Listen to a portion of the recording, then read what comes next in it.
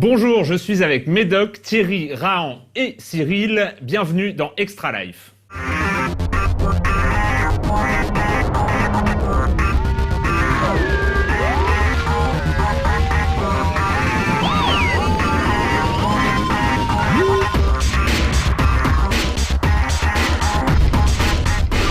Alors le sujet, c'est le Doritos Gate.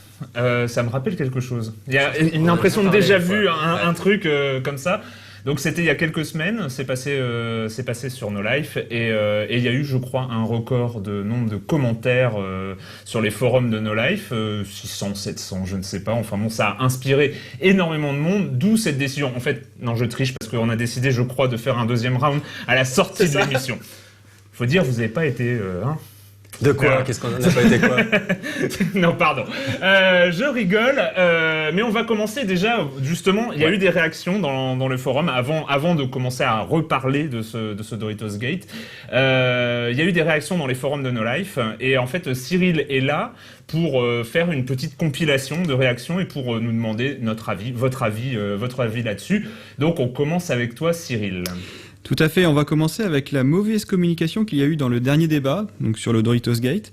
Donc avec certaines réactions, une réaction de Guichman qui disait que l'Extra Life tournait au dédouanement de No Life, alors que c'était pas du tout la question à la base.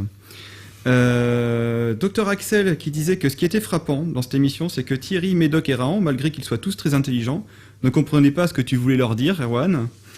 Et enfin, Lazare qui synthétise un peu tout ça en disant que cette émission était à l'image du Doritos Gate lui-même, deux groupes de personnes qui n'arrivent pas à communiquer correctement. D'un côté, des journalistes dont ceux présents en plateau qui font bien leur travail et se sentent individuellement remis en cause par une critique de fond qui ne les vise pas forcément personnellement. Et de l'autre, un public qui voit ces questionnements balayés d'un revers de main, ce qui forcément le rend plus suspicieux encore. Voilà, donc en fait c'est un peu, mais de toute façon c'était déjà une impression au sortir même de l'émission. Hein. De toute façon on était tous d'accord. C'est vrai qu'on était dans le cœur du débat. 1 heure, ça peut sembler super long, et nous c'est passé en un claquement de doigts. Et puis on s'est rendu compte à la fin, on a fait 1 heure, et puis il y a quand même quelque chose, une sorte d'impression. On n'a peut-être pas parlé de la même chose, et puis voilà, le fait de parler du travail journalistique, c'était aussi une première, peut-être de le faire à la télévision, au public et tout. Et vous êtes mis en position d'autodéfense. T'avais piqué ma place. T'as piqué ma place. Ça joue énormément. Donc oui, en effet, on a réagi de façon très personnelle parce qu'on abordait clairement notre métier. Donc moi, je l'ai dit d'emblée au début de cet Extra Life, c'est que j'avais été un petit peu blessé par toute cette histoire du Doritos Gate. Donc je m'étais peut-être pas forcément bien exprimé là-dessus. Il aurait peut-être pas fallu que je le dise non plus, puisqu'on devait faire cette émission dans le recul, puisqu'on aborde le sujet quand même quelques mois après le fameux Doritos Gate. Mais il est toujours délicat de parler de sa profession sans s'impliquer soi-même personnellement, et d'autant plus qu'en fait, moi, ça fait quand même très longtemps que je suis journaliste dans la presse spécialisée, donc c'est mon métier, j'y tiens vachement, je le défends, et donc du coup, quand on attaque un petit peu la profession, je me sens clairement un petit peu concerné, et d'autant plus que sur mon parcours, j'ai été clairement confronté à des tas de situations où il a fallu que je me défende, il a fallu que je me batte pour imposer une critique, pour imposer une note, ce genre de choses. Et aujourd'hui, donc j'ai la chance de gérer un petit peu une rédaction et donc de donner à tous les gens qui bossent avec moi pour No Life cette liberté que je n'ai pas forcément eu tout le temps. Et donc du coup, je me suis senti un petit peu agressé. Et d'autant plus que de temps en temps, il y a des réactions, pas toutes, loin de là. Mais il y a certaines réactions qui étaient très... tu sentais que les gens maîtrisaient pas complètement le sujet et c'était de toute façon tous pourris. Donc tous pourris, ça veut dire moi aussi. Et donc évidemment, je l'ai pris mal. Et il aurait peut-être fallu que je sois plus dans le recul. Et c'est un peu ma personnalité. Oui, alors complètement. Aussi, moi j'ai l'impression, après avoir tourné donc le premier Extra Life sur le sujet, j'ai eu l'impression que c'était presque quasi inévitable qu'on passe par là. Ça a été maladroit, tout ce que tu veux. On est resté longtemps et sur la défensive et sur le cas de No Life. En fait, on n'a pas su comprendre tes questions, on n'a pas su apporter les réponses qui étaient attendues, mais j'ai l'impression que c'était presque un passage obligé en fait. Fallait d'abord pour parler de la profession, des problèmes qu'il y a aucun problème là-dessus. Il y a des soucis, il y a des contraintes, il y a des trucs frustrants, mais pour en parler, dans la mesure où nous on est journalistes, on fait du jeu, on est obligé de passer par une étape où on dit attendez, nous nous c'est comme ça qu'on bosse, voilà quelle est notre vision du truc. Donc c'est normal que ça ait pu sembler super centré et sur No Life et sur la défensive. C'était maladroit, c'était tout ce que tu veux, mais c'était presque inévitable. Donc en fait, d'où le round 2. Et heureusement qu'on peut se le permettre. Il y a une autre dimension aussi, pour prévoir aussi, parce que dans cette émission, on va forcément reparler de nos expériences respectives. C'est un petit peu difficile déjà d'une part de parler pour les autres, qui ne sont pas en plateau, d'autant qu'on ne connaît pas forcément les fonctionnements des autres rédactions exactement, ou les points de vue de certains de nos collègues. En tous les cas, pas complètement. Donc on a tendance à revenir mécaniquement à notre propre expérience et à notre quotidien. Donc c'est un travers qu'on va essayer d'éviter cette fois-ci, mais qui est un petit peu normal, quoi. Et puis, et enfin, d'une manière générale, quand tu parles d'un truc qui te passionne, des fois, tu structures pas forcément tout ce que tu as envie de dire. T'as les idées qui viennent, mais tu sais qu'il y a le temps, tu sais qu'il y a les caméras, c'est pas la même. Tu vois ce que je veux dire? Que quand t'es posé derrière ton PC, puis tu développes ton argumentaire, c'est pas pareil. Donc c'est un exercice qui est difficile. Mais on va avoir de toute façon plusieurs réactions de la part de Cyril. Mais d'une manière générale, vous avez suivi les forums. Enfin, ça a été quand même, c'était du temps plein pendant 4 jours. Hein. Avec du 20 messages par minute, c'était un petit peu difficile. Mais qu'est-ce que vous avez ressenti, vous, personnellement, après cette émission? Parce que, voilà, vous, d'une manière générale, ça a été quand même très critique sur les forums, sur Twitter, sur les réseaux sociaux. Voilà. Quelle a été votre réaction vis-à-vis de toutes ces réactions de téléspectateurs, de lecteurs de presse spécialisés, de passionnés de jeux vidéo aussi? Enfin, finalement, c'est aussi une communauté commune. Et voilà, enfin, qu'est-ce que vous avez ressenti vis-à-vis de toutes ces réactions? Moi, personnellement, j'étais quand même assez rassuré en étant sur les forums, puisqu'il y avait beaucoup de réactions. Là, je remercie tout le monde d'avoir réagi déjà à cet Extra Life. C'était beaucoup de réactions construites, donc avec vraiment des vraies idées qui passaient, des vrais regrets, etc. Ce qui nous a donné d'autant plus envie de faire cet Extra Life là aujourd'hui.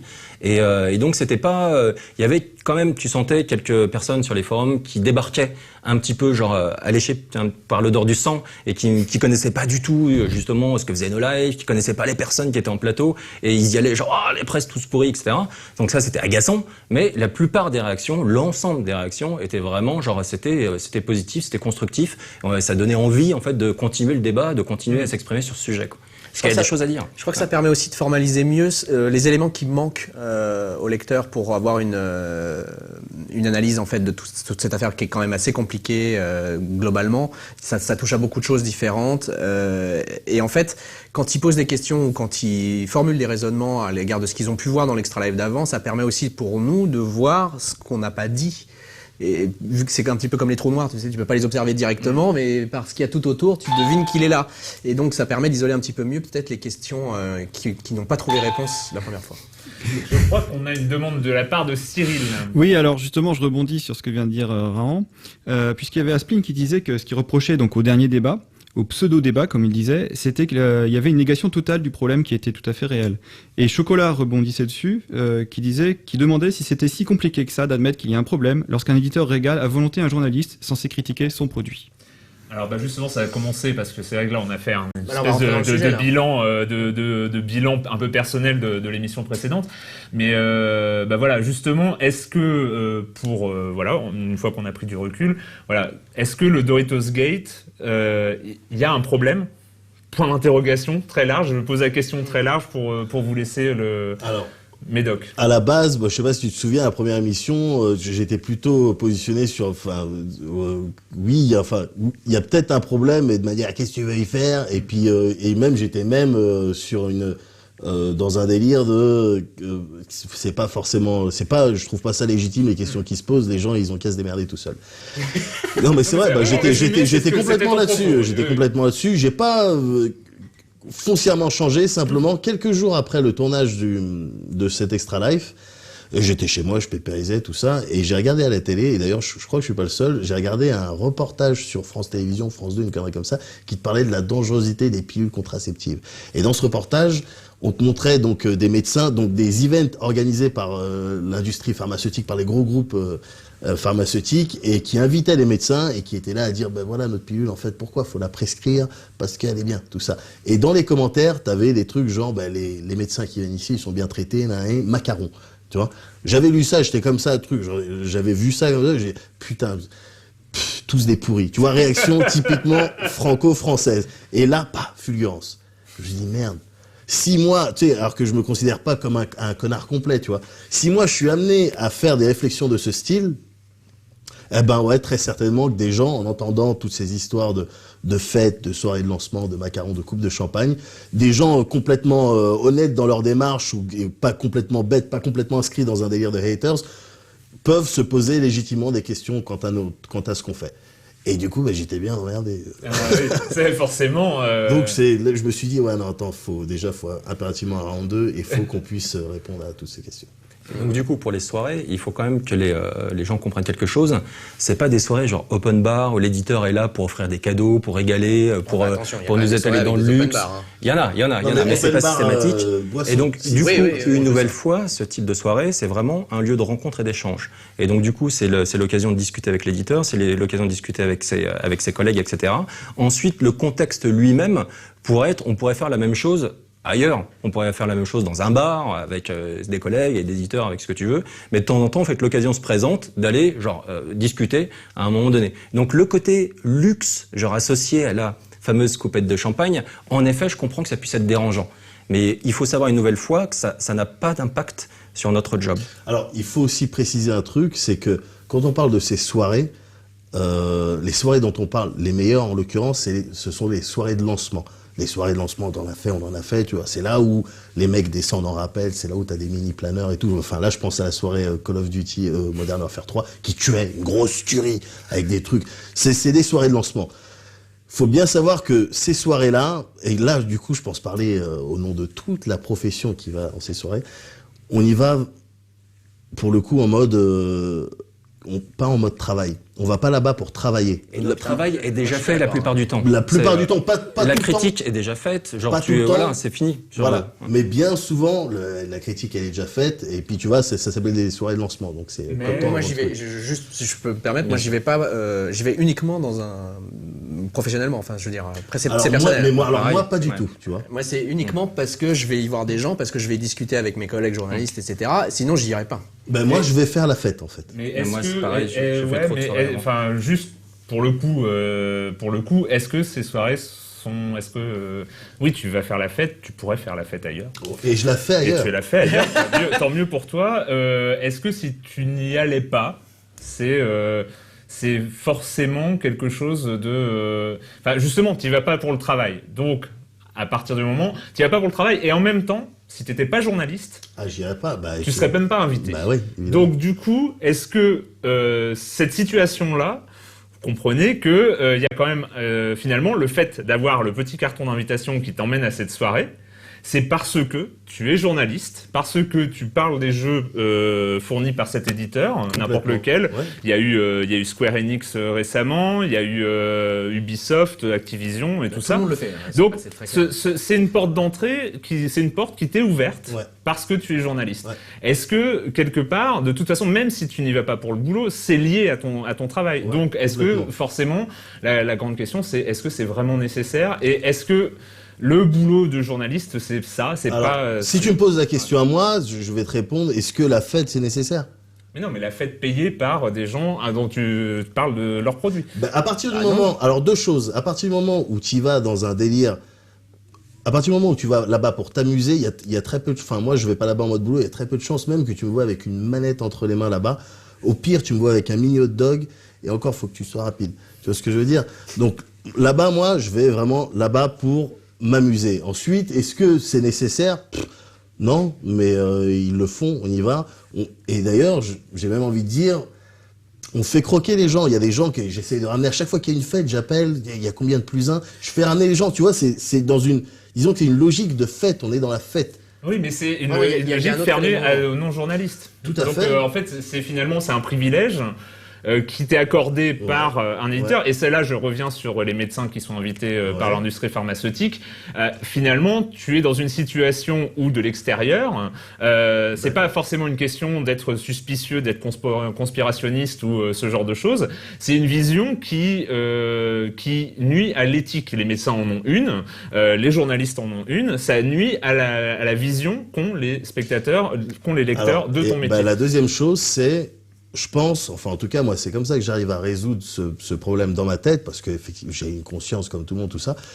La transparence, à partir du moment où tu dis très clairement que tu vas à ces fêtes. Je fais d'ailleurs même des fois des reportages. Enfin, on n'hésite jamais à dire en plateau ou quoi que ce soit que je vais dans les fêtes. C'est moi qui vais dans les fêtes. Je fais même des reportages où je note des petites milliardises. Tu vois, je vais chez chaque éditeur et puis je dis bon ben ça c'est une bonne milliardise, bien joué EA ou bien joué Microsoft.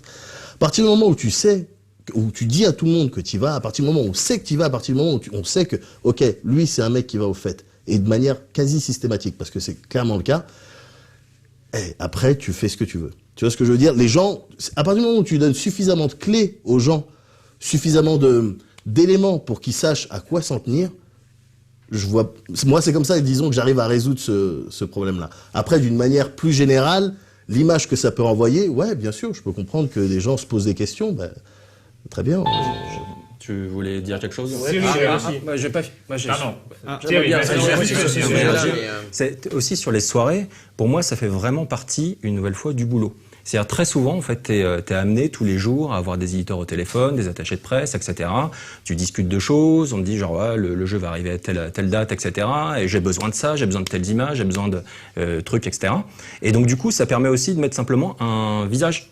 Donc les gens, tu les connais pas systématiquement, c'est l'occasion sur ce type de soirée de les rencontrer, de pouvoir discuter avec eux, de pouvoir voir qui ils sont exactement. Et donc c'est vraiment, pour moi personnellement, c'est pas du tout de la détente les soirées. Les soirées, si possible, moi j'y vais pas parce que j'ai d'autres choses à faire. Pareil. Donc j'ai des critiques à faire parfois, il faut que je joue. J'ai une vie tout simplement.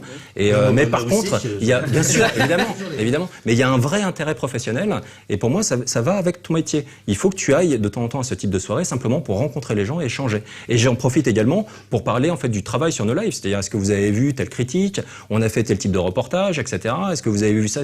Mais auprès de qui? Et auprès de l'éditeur. Auprès de l'éditeur en disant genre tu vas voir un éditeur et tu lui dis genre il y a un jeu qui arrive bientôt, il m'intéresse vachement. J'aimerais bien pouvoir rencontrer le développeur, j'aimerais bien pouvoir lui poser des questions, etc. Est-ce qu'on peut discuter l'organisation d'un truc comme ça? Et ils vont te dire genre bah ouais, on peut organiser un truc. Les développeurs en même ils vont temps, venir en France. tu peux l'appeler, t'as son numéro de téléphone. Bien sûr, mais c'est juste ça change. Ça permet d'avoir la personne en face de soi. C'est pas pareil de l'avoir au téléphone systématiquement, de l'avoir en face de soi. Et de temps en temps, c'est bien de pouvoir une nouvelle fois mettre un visage l'homme, sur c'est un animal voix, social, quoi. tu vois ce que je veux dire. Mais c'est vrai que tu t'imposes plus facilement aussi. Enfin, moi j'ai ce sentiment-là. C'est plus facile d'avoir quelqu'un en face de soi pour faire passer des idées, pour expliquer, pour avoir des questions. Au téléphone, dans une journée de boulot classique, l'attaché de presse comme le journaliste a un certain nombre de tâches à gérer dans sa journée. Il va avoir d'autres coups de fil, d'autres emails, d'autres jeux, d'autres trucs à faire.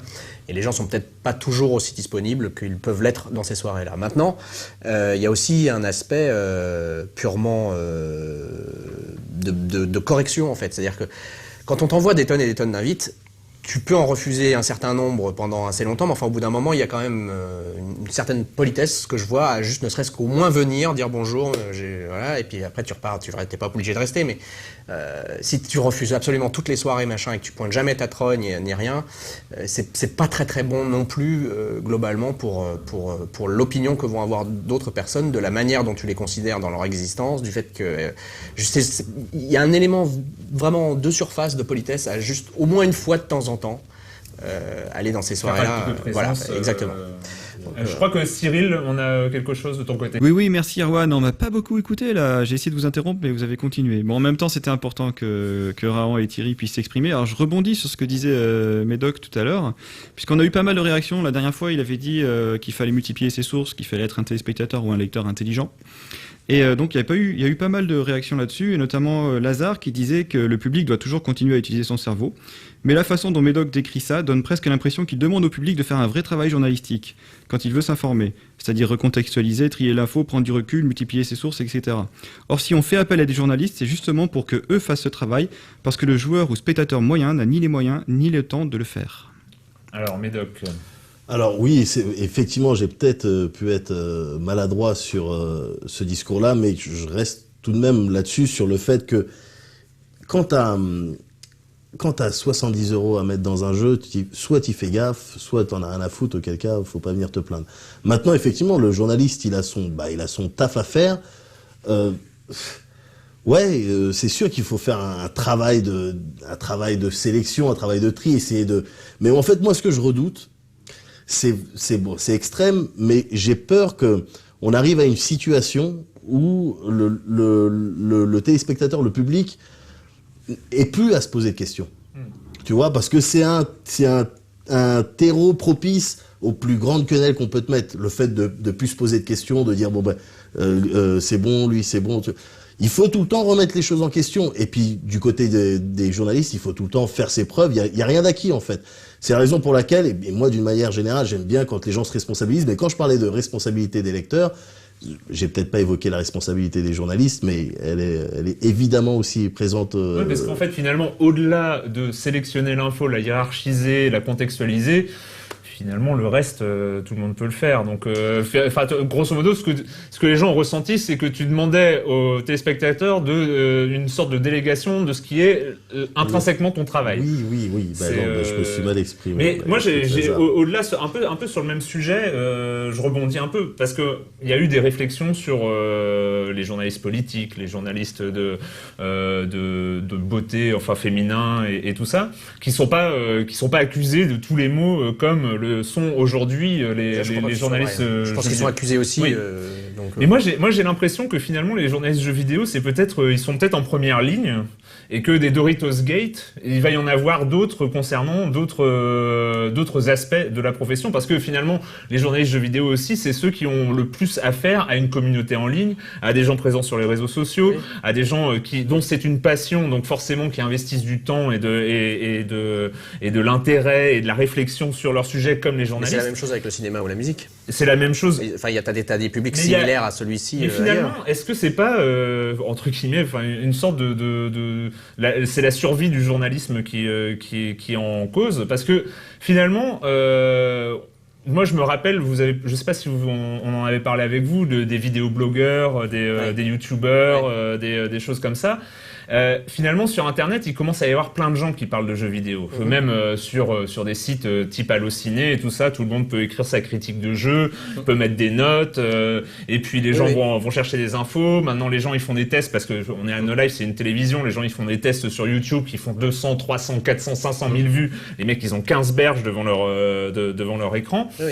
Est-ce que le métier de journaliste et le média est en danger vis-à-vis justement, de ces le problème, est-ce que c'est pas ce que le Doritos Gate révèle, c'est que si les journalistes jeux vidéo ne se filent pas un gros coup de pied au cul pour devenir des gens sérieux, des gens au-dessus de la masse finalement, qui sont pas que des gens qui s'amusent dans leur métier comme c'était notre cas. Enfin c'est comme ça qu'on est arrivé à faire du jeu vidéo parce que on voulait s'amuser dans notre métier. Il faut que tu gardes aussi quand même cette part d'amusement. Si ton métier te plaît pas, tu peux pas le faire bien. Bien sûr, mais on est complètement d'accord. Est-ce que justement c'est pas une demande du public écoutez les gars, on vous aime bien. Mais s'il vous plaît, on aimerait avoir une vraie confiance en vous pour que vous gardiez quelque part un statut spécifique différent du youtubeur et de ce genre de choses. Est-ce que je suis d'accord avec toi. Et il y a aussi une différence fondamentale entre la rédaction, qui est vraiment un cumul de personnalités différentes, qui échangent, qui s'expriment sur un même sujet qui est le jeu vidéo, et le blogueur qui est tout seul et dont l'avis va être automatiquement beaucoup plus subjectif parce que il n'y aura pas les filtres que constituent en fait les autres membres d'une rédac. Et je pense que c'est très important ça. La subjectivité. Moi, j'aime bien avoir un avis quand même où tu sens que la personne qui a écrit la critique s'est confrontée à d'autres avis, a vraiment travaillé son sujet, et c'est pas juste un truc genre épidermique, genre voilà, moi je pense ça, et en fait t'es tout seul dans ton coin à avoir réfléchi au jeu, etc. Non, il y a vraiment un échange autour, et donc du coup c'est un effort de rédaction. Et donc du coup, cette formalisation de l'opinion aussi. Enfin, c'est ça. Moi, je suis d'accord aussi avec Thierry là-dessus.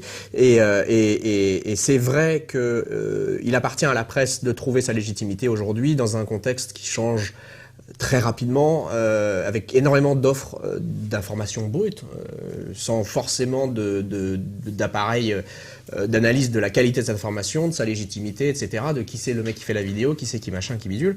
Grosso modo, par exemple, Thierry et moi, on a beaucoup d'années avec nous, mais quand on a commencé, ces choses-là n'existaient pas. Donc il n'y avait pas de questions à se poser. Si tu voulais entendre des gens parler de jeux vidéo, donner des opinions, faire des critiques, il n'y avait pas Internet. Quand même.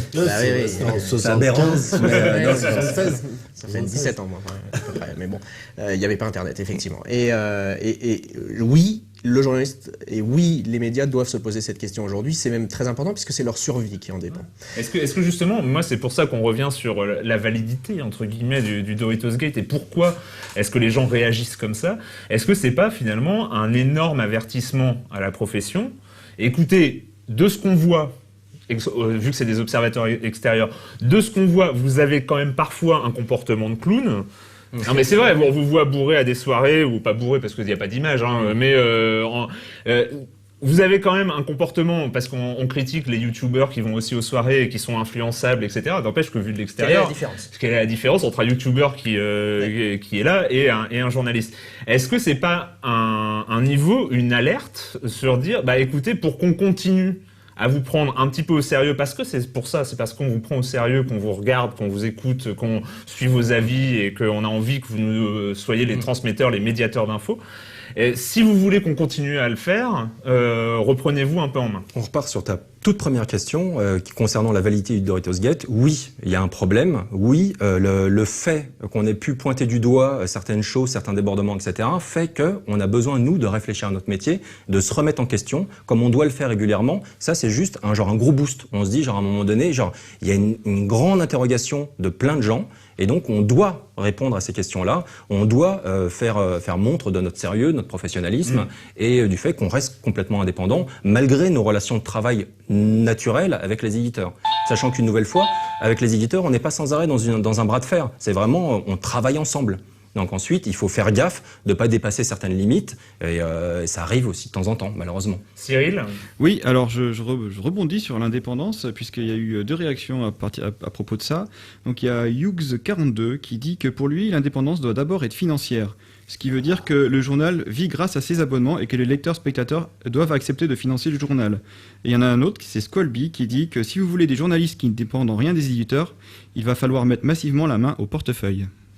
C'est peut-être une des clés du problème aussi, c'est que c'est pas facile en ce moment financièrement. Alors, mais ça c'est pas la, c'est vraiment, on en parlait, on l'a à peine effleuré en fin d'émission la dernière fois. Au-delà des problématiques de soirée, du côté bling bling auquel certains peuvent être attachés ou non, effectivement pour moi le cœur du problème il est là. C'est pas le seul. Hein. Je suis pas en train de tout limiter à ça, mais je refais juste une petite boucle au tout début sur la toute première question, c'est est-ce qu'il y a un Doritos Gate, est-ce qu'il y a un problème? Je dirais non, mais il y a un problème potentiel. C'est-à-dire pas, je ne veux pas garder juste le mot problème, comme s'il était avéré et comme s'il était là, mais il y a un problème potentiel et ce problème potentiel, il est permanent. Parce que quel que soit le domaine dans lequel un journaliste travaille, il est forcément, nécessairement soumis à des pressions parfois sournoises, parfois non avérées, parfois directes ou non, peu importe, mais tout un ensemble de choses contre lesquelles il doit naviguer. Ça fait partie du métier de journaliste de se mettre au cœur de ce danger, au cœur de cette potentialité d'être mal renseigné, de se faire avoir, parce qu'on est aussi humain, il y a des fois on se fait avoir par des développeurs, on croit ce qu'ils nous disent, etc. Et c'est le métier du journaliste, que ce soit dans le jeu vidéo, dans l'économie, la politique ou machin, de se mettre, à mon sens, hein, encore une fois c'est mon opinion, au cœur de ces problématiques-là et de faire bien son travail en étant au cœur de ce truc-là. Parce que à mon avis, tu ne peux pas arriver à faire un bon travail de journaliste si tu n'es pas au plus proche de ce que tu traites. Évidemment, c'est un risque. Mais c'est un risque, c'est ça le métier de journaliste, c'est de se placer face à ce risque et d'être capable de l'affronter, de le surpasser et de se ressortir gagnant de cette relation-là, avec ce risque. J'ai pas... Est-ce que tu peux, enfin, c'est quoi le rapport réellement avec justement ces influences, l'indépendance économique et ce genre de choses? Là, je vais faire des tours juste sur le début, mais effectivement, après, le problème de l'économie, il se situe en fait au-delà du journaliste. C'est le journaliste, il a un métier, il est payé pour faire ce qu'il fait. Donc forcément, il faut financer ce travail-là. Et c'est vrai que ce que les auditeurs et téléspectateurs de No Life soulèvent dans les questions que Cyril nous a données à l'instant, c'est que l'information a un prix. Et un journaliste a un prix. Et aujourd'hui, moi qui travaille sur Internet, par exemple, sur un modèle publicitaire, enfin, on a des abonnés aussi, hein, il y a les premiums d'un côté et qui font des recettes et la publicité de l'autre, c'est les deux composantes essentielles de l'économie de Gameblog aujourd'hui. J'ai cette sensation qu'en fait, depuis l'avènement d'Internet, comme il y a toute cette offre pléthorique dont on parlait tout le temps avant, eh ben, les gens ont l'impression que cette information-là n'a pas de valeur. Elle est forcément gratuite, puisqu'ils ne payent pas, à part leur abonnement Internet, pour y aller. Elle est gratuite de fait. Avec Internet, les gens aussi se sont habitués juste à la gratuité, de tout. Donc il y a aussi ce problème-là, il y a aussi le fait que dans la plupart des grosses structures au sein desquelles tu trouves des rédactions, que ce soit principalement sur Internet en fait, ont été montés non pas par des journalistes ni par des passionnés, mais par des businessmen, avec donc derrière une logique économique, une logique basée en l'occurrence sur le clic. Pour Internet, tu vois ce que je veux dire? Tu génères du clic. Sur l'audimat pour les télés. Oui, c'est Oui, sur l'audience pour les télés, tout ça. Mais il y a forcément une relation étroite entre l'audience et l'économie, que tu sois sur une économie publicitaire ou pas. Mais à qui fait pas partir de d'audience, ce ne peut moment-là, pas c'est la logique économique. Donc toutes les problématiques attendez, on va essayer de faire du journalisme bien, tout ça, elles se posent après. Après attendez, on va essayer de survivre. Donc ça, c'est... D'abord essayer de survivre. C'est la pyramide de Maslow. Presque, ouais. Mais alors, moi, j'ai juste envie on va justement réfléchir. Enfin, j'aimerais bien vous entendre. C'est vrai qu'on on a l'impression que journaliste jeux vidéo, c'est un métier sous contrainte, déjà. Enfin, des contraintes bien sûr. De sources d'information, des contraintes, on vient d'en parler, des contraintes financières, des contraintes de temps. Et ça existe, les métiers sans contrainte? Non, mais l'idée, c'est dans l'idéal, justement, parce que on est en train de parler d'un métier où la dernière fois vous parliez de la difficulté d'avoir des contacts, des choses comme ça, sans passer par les éditeurs, sans passer par un deal forcément avec les éditeurs.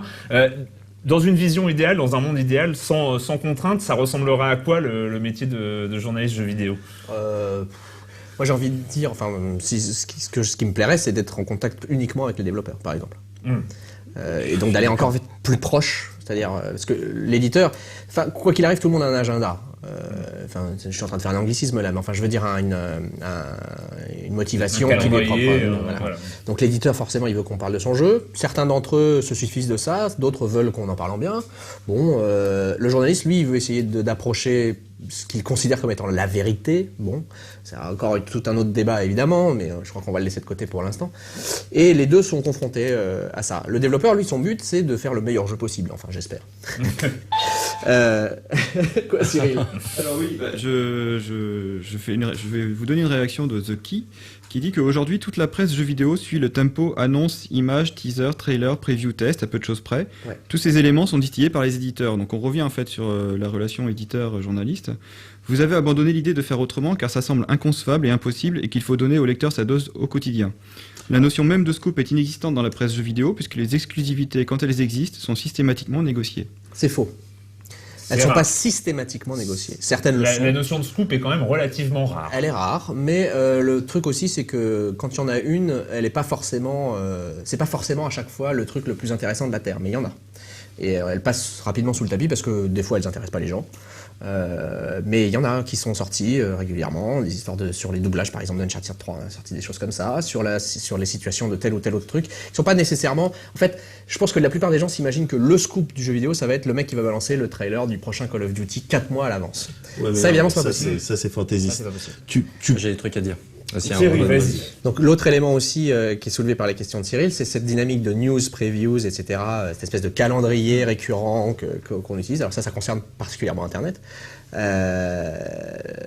En fait, les sites comme les éditeurs sont très contents de cette dynamique. Les éditeurs parce qu'on va parler de leur truc, et le site parce que ça va lui permettre de répondre effectivement, comme le soulevait cette question, à une demande incommensurable d'informations.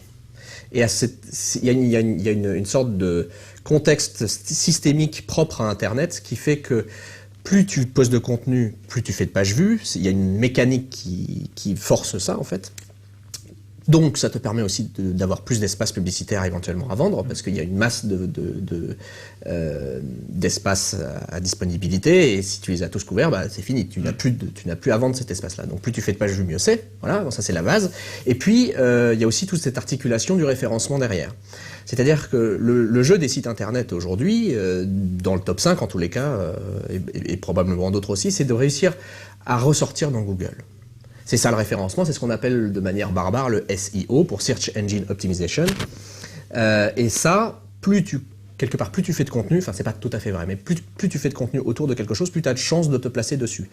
Par conséquent, dès qu'il y a un jeu qui mobilise l'opinion, dont on sait que nos lecteurs veulent en avoir le plus de détails possible, etc., plus on fera de contenu dessus, mieux ce sera pour tout le monde. Pour le lecteur qui veut ce contenu en plus, pour l'éditeur qui veut qu'on parle de son jeu, et pour le média qui va réussir à faire plus de volume. Mais est-ce que, pour revenir à ma question, parce que c'est clairement là-dedans, est-ce que en tant que journaliste, est-ce que c'est satisfaisant?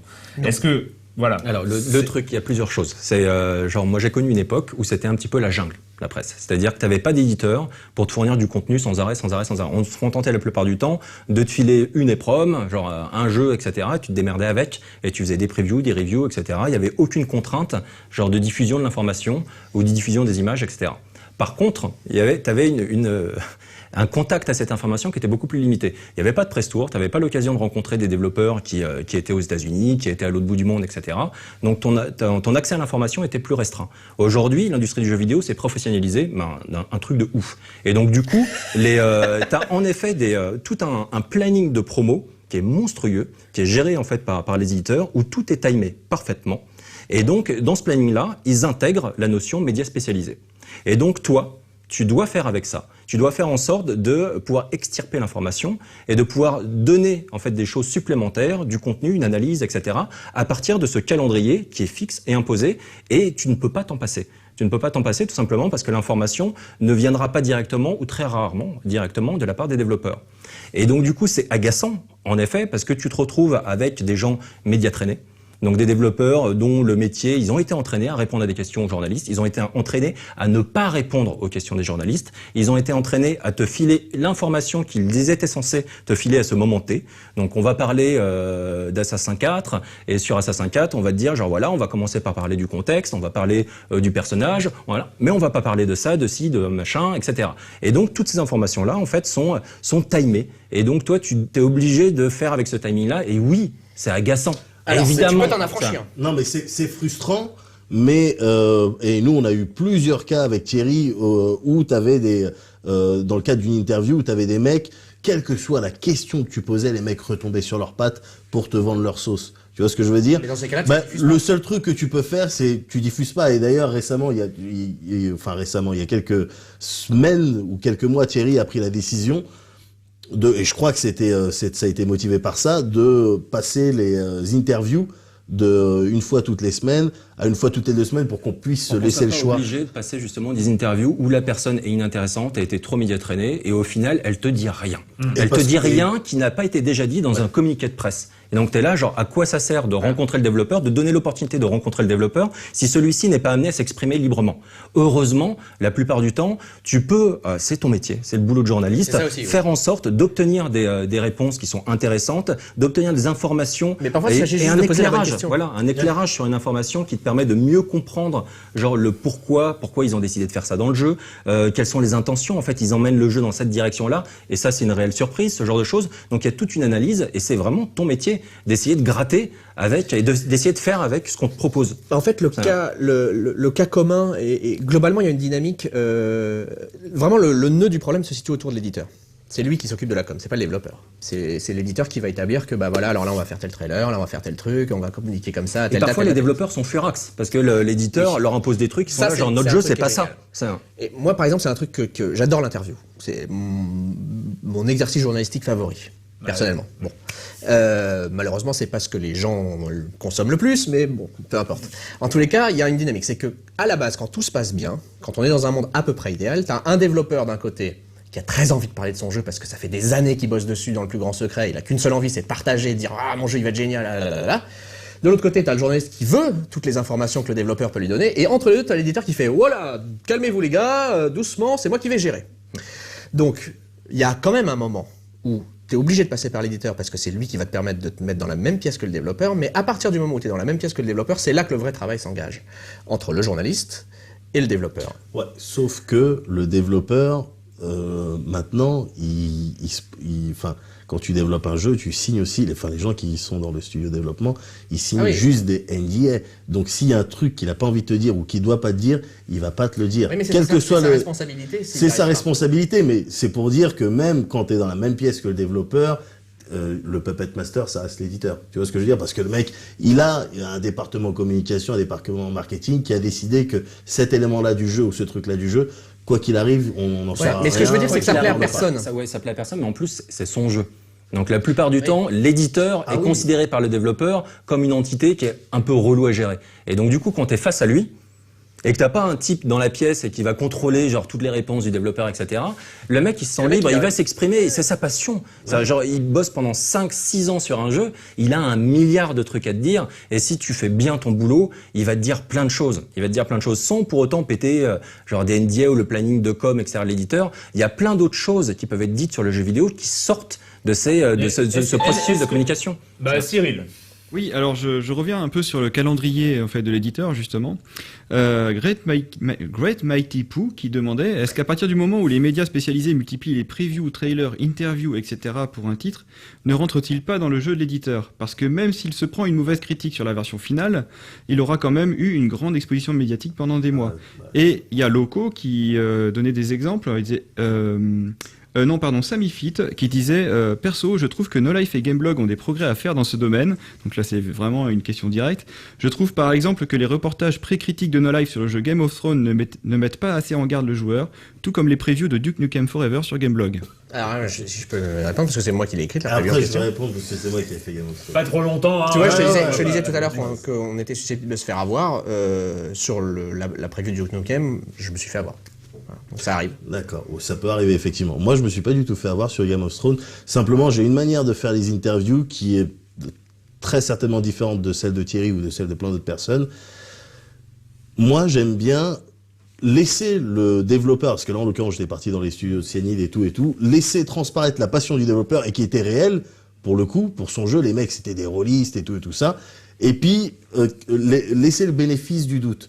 Mais je manque jamais, et ça, c'est systématique, à la fin de chaque interview, je manque jamais de dire, de toute manière, on en sera bien, attend. Je vous j'invite systématiquement les téléspectateurs à attendre la critique pour avoir un avis définitif. Tu avais posé une question qui était plus pertinente encore que je pouvais le penser genre à l'époque sur les previews. Est-ce que dans les previews, on peut se permettre de déjà donner un premier avis? En fait, toi, tu avais dit que oui, alors que moi, j'étais plutôt sur mitigé là-dessus. C'est-à-dire, il faut toujours donner le bénéfice du doute. Et la preview, en fait, c'est vraiment de mettre en lumière les intentions d'un développeur, ce qu'il espère faire, ce qu'il pense réussir à faire. Et c'est pas ton boulot, genre d'arriver 1 an avant la sortie du jeu en disant genre mais de toute façon tu vas faire de la merde. T'es pas à même de juger ça. Ça dépend. Alors, tu peux quand même. maintenant, de temps en temps tu peux.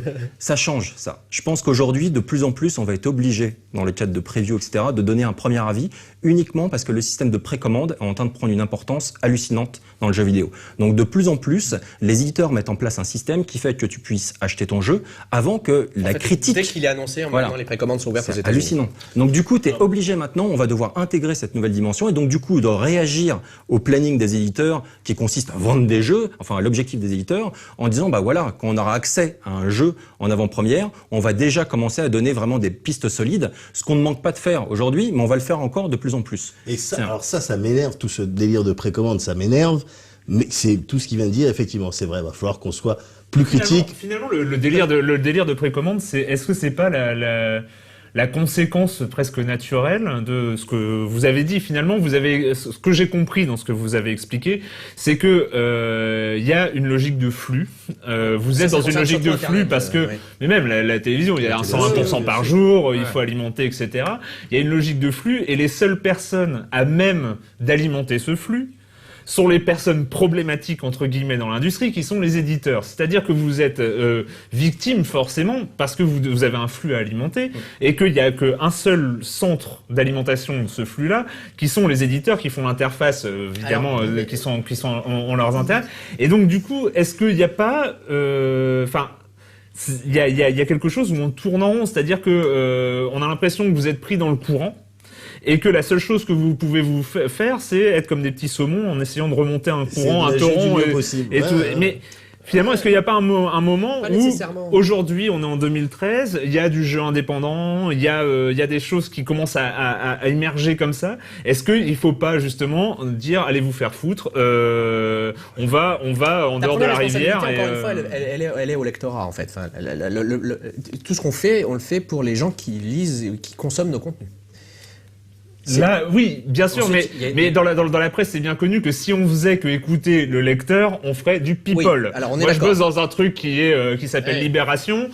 Franchement, si on voulait intéresser le lecteur, est-ce qu'on ferait un truc sur la fiscalité européenne? Est-ce qu'on ferait un truc sur l'Europe d'une manière générale? Ça se vend pas. Donc, or, Mais il faut en un parler. équilibre entre les deux, en fait. La question, c'est de savoir, est-ce qu'on perturbe cet équilibre? Est-ce qu'on va plus vers quelque chose qu'on faisait moins avant, etc. Mais tu peux pas éliminer complètement l'un ou l'autre, Et d'ailleurs. finalement, c'est un cercle vicieux, j'allais dire vertueux, mais de dire c'est les lecteurs qui demandent, donc on produit, donc finalement les lecteurs demandent ce qu'on produit. Le problème, c'est qu'il faut produire plus. Est-ce qu'à un moment, on voit bien que de toute façon, il y a quelque chose qui n'a pas de solution.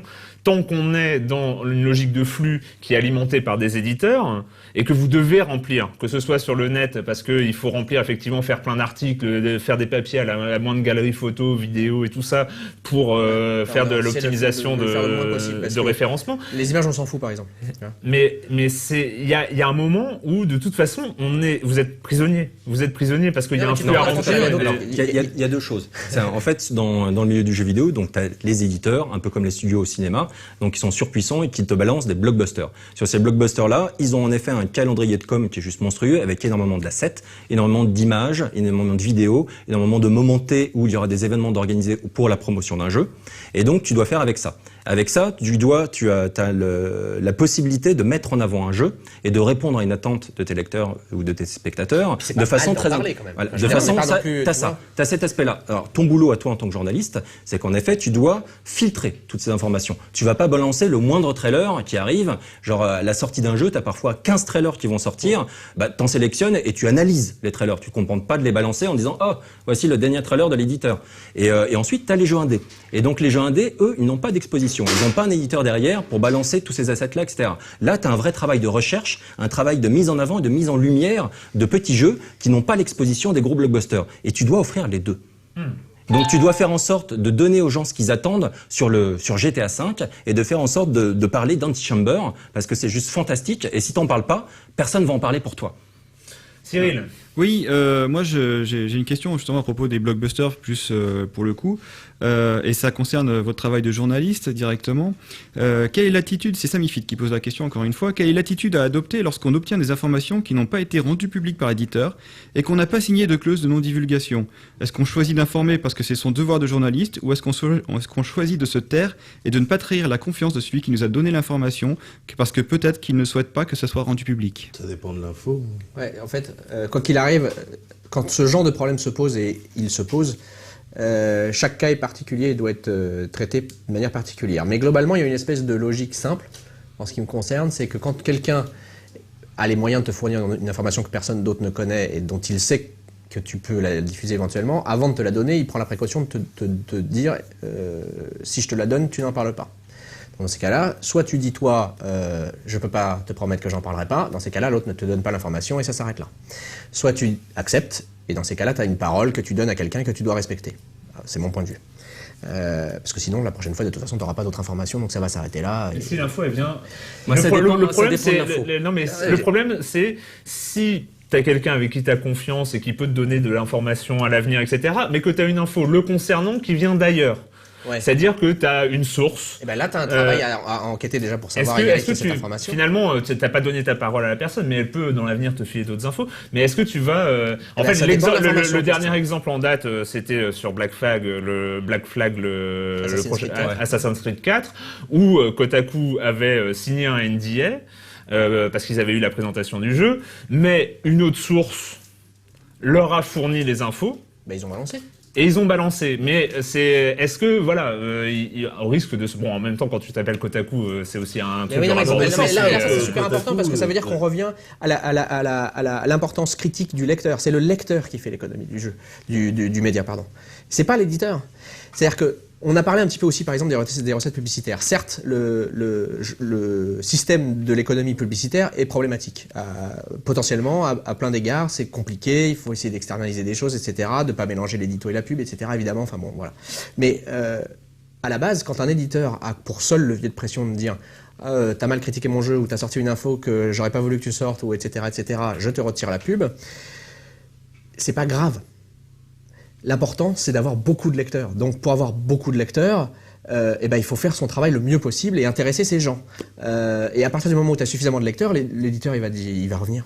Il n'a pas le choix. Mais ça s'est vérifié dans plein de ça petites rien histoires dont tu as entendu parler, que ce soit les Black Ops 2 avec Gameblog ou les Heavy Rain avec Gamecult. Les mecs sortaient le truc, on va faire la bagarre, vous êtes blacklisté. Quelques jours plus tard, tu voyais des bannières God of War ou des trucs comme ça. Enfin, tu vois, il reste pas longtemps.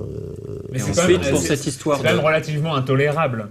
En fait, le problème, c'est que pour combien d'affaires qui sortent, il y a, il y a deux, trois affaires qui sont sorties. Voilà. Et le problème, c'est aussi le doute. Ces affaires sortent. Pour moi, ces affaires-là, il faut en parler. Il faut les dire. Au moment où Oui. elles se pointent, il faut informer tes lecteurs de ce qui se passe.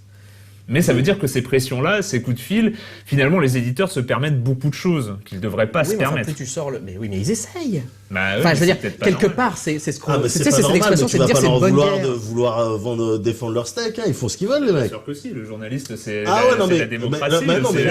non, mais nous on dit c'est vrai, c'est vrai. Tu es en train de dire qu'un journaliste n'est jamais exposé à des pressions et que le fait Mais qu'il soit non, exposé à des pressions, c'est problématique. C'est problématique de la part de gens qui font des pressions aussi. Enfin, il y a un truc à Bien sûr, condamner. mais Le d'accord. journaliste est faillible lui aussi, c'est-à-dire par exemple, ça arrive des fois que le journaliste sorte une mauvaise info, ou une info qui ne se vérifiera pas après, parce qu'il y a aussi ce risque-là. Par exemple, nous on nous reproche souvent l'histoire de la Wi-Fi. On avait sorti cette info juste avant l'E3 2009, 10, je sais plus, enfin bref, il y a quelques années déjà, où on disait vraiment à quelques jours de la conférence Nintendo, on a appris de sources assez sûres, en tout cas qui jusqu'ici nous ont donné des bonnes informations, que Nintendo allait annoncer une Wi-Fi. Au dernier moment, on est dans la salle, on reçoit un SMS de cette même source qui dit finalement ils ont scrap le truc, ils n'en parleront pas, et voilà. On avait déjà publié l'info. Est-ce qu'on a bien fait de publier cette info ou pas? S'il y avait le conditionnel, pourquoi pas? Oui, mais enfin à ce moment-là, tu le mets partout, tout le temps. Bah, Et ensuite, il y a un truc, donc par rapport, pour revenir à la question qui était posée sur l'information qui t'est donnée en off, est-ce que tu la passes ou non? Pour moi, genre, on me présente Assassin 4, genre avec des détails sur le jeu, etc. On te dit, s'il te plaît, ne parle pas du jeu avant telle date, pas de problème. Par contre, si tu rencontres un développeur et le développeur en fait te dit ou laisse sous-entendre genre le jeu là qu'on est en train de faire, en fait c'est pas nous le studio qui l'avons développé, ça va être une vraie catastrophe, etc. Il est de ton devoir de journaliste d'informer les gens qui vont potentiellement acheter le jeu et leur dire méfiez-vous, une source anonyme nous a dit que genre le jeu était genre il y avait c'était le problème, tel problème. Donc ça dépend de l'information. Ça peut aussi quelqu'un cette information-là du attention, le jeu il va être pourri machin, ça peut très bien être un mec qui a une dent contre un tel que tu sais pas. Oui, il faut checker voilà, juste envie de foutre la merde. Ça dépend de l'information. Mais par contre, tu vois, pour moi juste l'annonce au fait Assassin 4, ce sera les pirates. Ça c'est juste pour faire du clic. Genre quelque part, l'information n'est pas très importante en soi. Nous, on en a toujours, on en a toujours pas parlé. C'est à ce moment, tu vois, en ce moment où donc cet extra live sera diffusé donc un samedi et le classé 18+ suivant c'est le dimanche. Et donc c'est dans ce classé 18+ là qu'on va en parler parce qu'on n'avait pas d'autres rendez-vous. On va pas créer un rendez-vous spécifique pour dire Ubisoft nous a annoncé le prochain Assassin 4, etc. Donc là, on peut faire sur le net par exemple. Oui, mais par contre là c'est différent. Donc du coup, on a une temporalité qui nous permet justement d'être un peu plus souple à ce niveau-là. Juste sur et on passera à la suite, mais sur cette logique d'être victime, enfin d'être enfermé comme ça. T'as évoqué le truc du NDA, donc le truc, c'est le document que signent les journalistes, les éditeurs. On vous dit telle info. Et vous n'avez pas le droit de le diffuser avant le 3 mars. Autrement, voilà. Vous devez vous signer là. Et le 3 mars à 8h du matin, tous les sites de toute la planète, de partout dans le monde, sortent la même info. Et là, on a juste l'impression, mais c'est le rêve des communicants, des marketeurs et des publicitaires de l'univers. Tu vois, on claque des doigts et tous les journalistes, ils se mettent à sortir l'info qu'on veut. Il y a quand même, on est quand même face à, et là vous pouvez parler avec du recul, ça ne vous concerne pas à No Life, vu que, mais ça fait partie du système. Enfin, je veux dire, ça fait partie du système. Encore une fois, tu le disais tout à l'heure, les éditeurs, autant que les sites, sont gagnants dans ce délire-là. Mais après... Parce que pour l'éditeur, ça fait un phénomène de masse. C'est-à-dire qu'il y a soudainement, à un moment T, t'as genre 40, 50 journalistes qui vont parler de la même chose au même moment et ce sera leur produit. C'est parfait pour eux. Ensuite, pour le journaliste, l'intérêt, c'est qu'il va parler de ce jeu-là avant tout le monde. Pourquoi? Parce qu'il aura reçu une version qui sera soit... En même temps que... Oui, il va parler en même temps que tout le monde. En même temps que tout le monde, oui. Et ensuite, il aura la possibilité, en fait, de parler du jeu avant tous les autres qui ne travaillent pas avec les éditeurs. Donc l'intérêt, en effet, est important pour l'éditeur et pour le spectateur, puisqu'il aura l'info de toute manière avant les autres. Et il y a un avantage pour le lecteur, puisqu'en général, tu peux quand même donner rendez-vous. C'est-à-dire que tu te dis, voilà, on sait qu'à telle date, on va pouvoir vous parler du truc, on aura tous les détails, etc.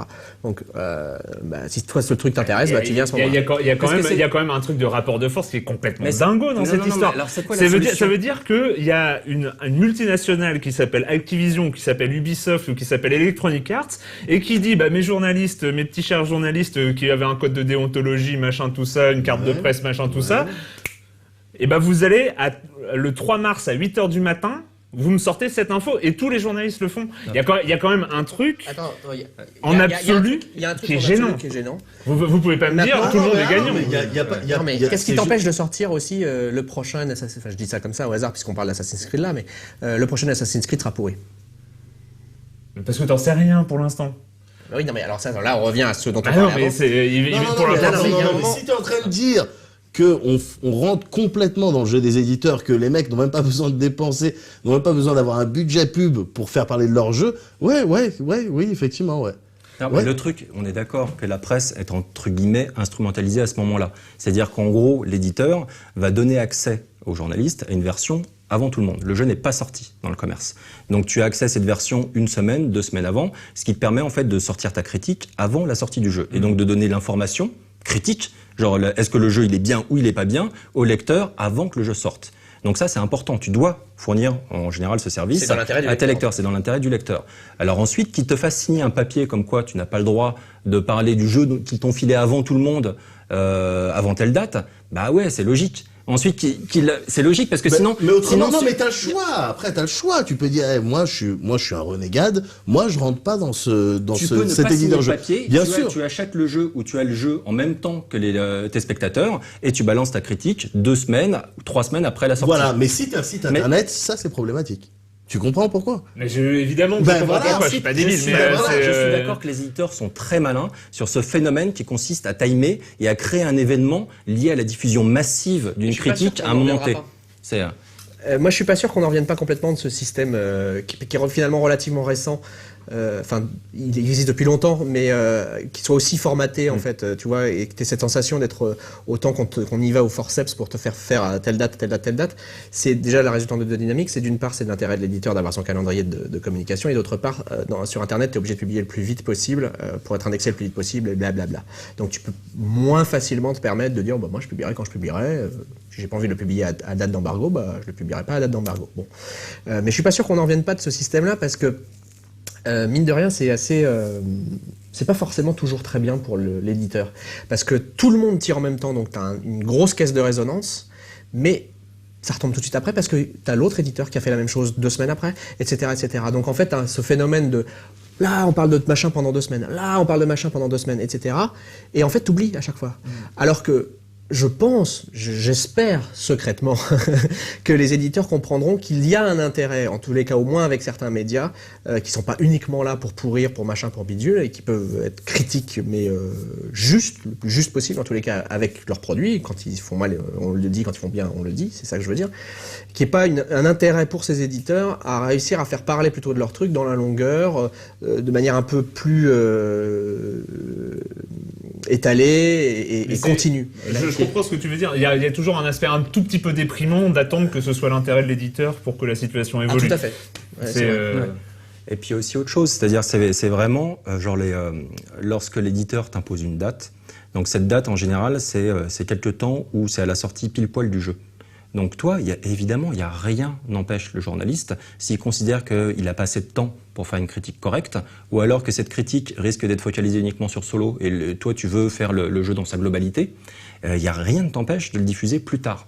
Par contre, quand tu es assujetti à des contraintes d'audimat ou à des contraintes de clic, évidemment, si tu publies ta critique, ouais, c'est le cas de tout le monde, mais nous, on a un peu de la chance à No Life à ce niveau-là, du coup, si tu le publies 1 semaine après, les gens vont pas la regarder, ta critique, parce qu'ils auront déjà vu cette critique ailleurs. Mais en même temps, ce qui est marrant, c'est qu'à No Life, vous avez le contre-exemple absolu. Vous avez le contre-exemple absolu, vous avez votre superstar, qui s'appelle Marcus, qui fait l'émission star ou une des émissions stars quand même de cette chaîne. C'est quand même, un pilier, un pilier du jeu vidéo. Marcus, il fait, je sais pas combien il a de fans sur Facebook, mais c'est plus de 200. Et il est capable de nous sortir, je sais pas, il serait capable de sortir un truc sur Tomb Raider 3 la semaine prochaine, et il y aurait du monde à le regarder. Et donc tu pars du principe que les gens vont regarder parce que c'est Tomb Raider 3 ?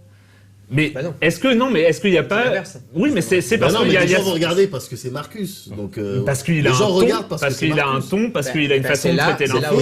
Est-ce que justement c'est pas ça suffit pas, mais le but c'est aussi ça, c'est d'avoir des opinions suffisamment intéressantes, si ce n'est valable. Évidemment, il faut qu'elles soient valables, enfin au moins intéressantes, c'est le premier degré pour que les gens viennent te voir pour ton opinion et pas uniquement pour ce dont tu parles. Les gens, attendez. Attends, mais est-ce que les gens regardent vraiment chez Marcus pour avoir son opinion ou pour passer un bon moment avec un excellent animateur, un des seuls qui peut parler et te divertir tout en jouant? Oui, mais ceci dit, bon, le fait de chez Marcus maintenant, c'est parce qu'il peut sortir des jeux sortis de n'importe où qui ont un an. Parce que c'est tout Marcus, ça. voilà, mais tout simplement. Quand il faisait ses premières émissions sur le même genre, à l'époque c'était sur Game One, il était plus en lien avec l'actualité, mais il pouvait être, voilà, on regardait aussi pour voir un jeu qui, et puis pourquoi ne pas l'acheter ou pas le jeu en fonction de. Oui, parce que le principe tu as aussi, tu passais un niveau avec lui.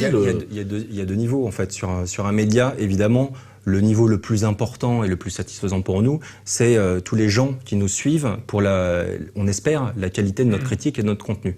Et donc ça, c'est vraiment le cœur. Ensuite, tu as tous les gens qui recherchent l'info avant tout le monde. Et ils sont très très nombreux. Et donc du coup, si tu balances pas la critique au moment T, tu perds. Cette personne, elle viendra pas te regarder, elle viendra pas cliquer sur ton article. Et donc du coup, tu risques d'avoir un média qui sera d'une petite taille, parce que tu auras un petit cœur de cible. Mais si tu veux toucher le plus possible de gens, tu es obligé d'essayer de respecter ce calendrier et d'être avant tout le monde ou en même temps que tout le monde. Ouais. Donc voilà quoi. Donc il y a un équilibre. Oui, donc en fait j'ai une réaction sur les possibilités de régulation en fait de vos rapports entre éditeurs et journalistes. Il y a Foulk qui demande si un organisme de contrôle gouvernemental type CSA, donc haute autorité pour le coup, régulant les régies publicitaires sur les sites de jeux vidéo, afin de par exemple légiférer sur un seuil maximum d'annonces évoquant le produit culturel traité, serait-il envisageable? Ça rejoint un peu l'idée du calendrier, puisque quand vous sortez vos critiques sur un site internet par exemple, il va y avoir en même temps la publicité, puisque la campagne de pub de l'éditeur va commencer au même moment. Ça poserait quelques problèmes. Le premier que je vois là tout de suite là, c'est que tu regardes par exemple dans l'audiovisuel, parce qu'il vient de parler du CSA, dans l'audiovisuel tu regardes, il y a des règles, tout ça, CSA, et puis il y a des chaînes qui peuvent complètement se permettre de les enfreindre et qui voient aucun souci à payer des amendes. C'est par exemple les règles de pas diffuser d'images d'un jeu 18+ avant. Par exemple, voilà, ou qui délirent sur les noms de marques, enfin bref, tout un tas d'amendes. Il y a des chaînes qui peuvent se le permettre. Ouais. Mais a priori, il n'y aura pas de raison que. Oui, parce que c'est. Puis bon, après, c'est aussi un truc qui est pas forcément, doit pas forcément venir. Un problème, une loi. Bon, c'est pas forcément le truc. Et puis je crois que ça a été. On en parlait un petit peu avec Cyril justement avant de tourner cette émission. On a déjà eu un cas, par exemple, à Game One, il y a une grosse partie en fait de l'équipe qui est partie à un moment donné avec des preuves comme quoi la direction de la chaîne avait essayé de forcer les gens à adapter leur contenu, à faire du public rédactionnel sur les jeux infogrammes. Quand c'est sorti dans Libération à l'époque. Excusez-moi, je précise, c'était il y a plus de 10 ans. Oui, c'était il y a plus de 10 ans. C'était il y a très très longtemps. Donc aujourd'hui, c'est plus du tout les mêmes gens qui sont au contrôle de la chaîne.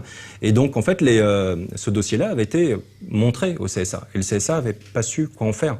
Il savait pas comment intervenir sur ce sujet-là. Il n'y avait pas de base, il y avait rien qui existait. C'était très compliqué de prouver que telle personne avait essayé d'influencer le contenu. Dans quelle mesure tu peux influencer? Qu'est-ce qu'il y a une critique, genre comment dire, genre qui soit une bonne critique, une critique juste. C'est délicat à déterminer. Qu'est-ce qu'une critique juste?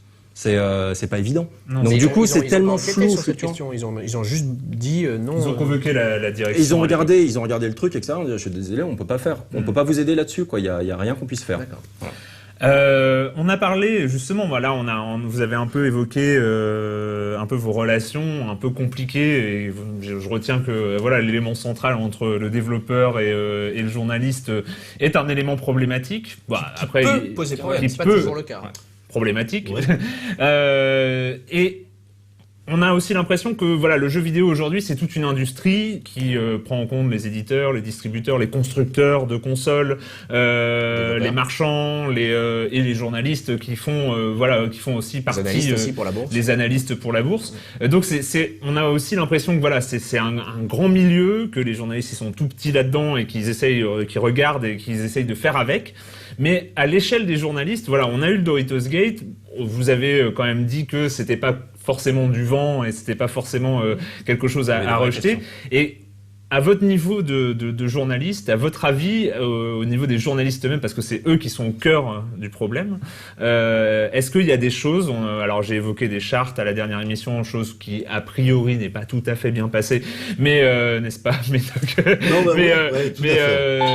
Mais sur ce genre de choses, à votre échelle de journaliste, qu'est-ce qui est possible de faire? Je crois qu'il y a Cyril qui va répondre. Je vais juste compléter la question avec une réaction d'Azraël qui disait « Vous ne pouvez pas vous contenter de répondre, suivez tous nos tests pendant 5 ans, vous verrez bien qu'on est objectif.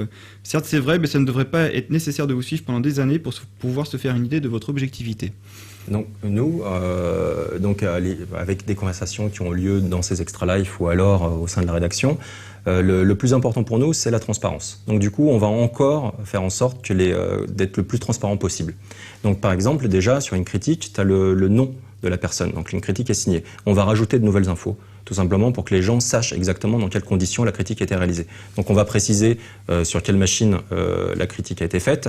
On va préciser si c'est une version retail ou une version review. Donc une version bêta d'un jeu pas complètement fini. Fourni par l'éditeur. Voilà, fourni par l'éditeur. On va préciser donc si le jeu a été fourni par l'éditeur ou si on l'a acheté, puisqu'on achète énormément de jeux et en particulier les jeux indés. Et puis voilà. Et on va aussi préciser une chose, c'est est-ce que la critique a été faite avant ou après la sortie du jeu. Ce qui aujourd'hui malheureusement a une grande importance puisqu'on a un nouveau truc qui se développe, c'est les patchs Day One. C'est en gros on reçoit des versions finales du jeu. Les gens peuvent l'acheter également un peu avant, le récupérer parfois un peu avant auprès de certains distributeurs. Et au final, ce ne sera pas l'expérience complète, puisque au moment où on mettra la galette dans sa console, il y aura un update de fait et donc un premier patch qui corrige des problèmes éventuels. T'as le cas inverse aussi. Par exemple, moi, quand j'ai juste un exemple en passant, Assassin's Creed 3, j'ai fait le test sur une version fournie par éditeur, donc review. J'ai pas eu les problèmes qu'ont connu le public après à la sortie du jeu une fois patché, par exemple. Voilà, mais juste après ce que Thierry a dit, tu remarques que c'est là où on peut influer, c'est des petits changements, c'est à notre échelle, c'est local, et puis c'est basé pour le coup sur la transparence, parce que quand tu réfléchis un petit peu, la transparence, ça reste le truc le moins cher et le moins compliqué à mettre en place. Alors, un autre sujet sur la transparence toujours, c'est Foulk qui demande si les ménages doivent être systématiquement proscrits ou bien si certains peuvent être tolérés. Donc les ménages, je rappelle, c'est un journaliste qui travaille pour une société privée, type un éditeur, qui fait une présentation d'un jeu par exemple. C'est variable, mais enfin a priori déjà si un journaliste fait un ménage sur tel jeu pour tel éditeur, il faut pas tu t'interdis de base à ce qu'il en fasse la critique. Ça, c'est clair et net. Non, mais ça c'est du bon sens, mais même d'une manière un petit peu plus générale, et je pense que c'est ce qu'il veut savoir avec sa question, c'est, faire un ménage, c'est passer un pas, c'est passer un cap. Après que tu fasses pas la critique du jeu sur lequel tu as communiqué, c'est évident. Bah oui, mais après, moi, je pense que à partir du moment où tu fais un ménage, il faut il faut que tu arrêtes ton taf de journaliste. Et des cas de ménage, justement, c'est pas vraiment des ménages, mais disons que les personnes concernées en France, chez nous, il y en a 3-4, on les connaît, qui ont su, et c'est tout à leur honneur, rassembler une fanbase suffisante pour que les éditeurs ou d'autres entreprises fassent appel à eux quand il s'agit de faire la présentation de quelque chose, tout ça. Bon, à partir du moment où t'as fait ça, c'est comme un style de consécration. Je veux dire, t'as accumulé ta fanbase, t'as un nom. Ce nom, il peut se vendre. À partir de ce moment-là, moi, je vois strictement aucun problème à se faire des sous là-dessus. À partir du moment où, c'est bon, maintenant, le journalisme, c'est derrière moi. Si tu fais les deux en même temps, ça peut poser problème.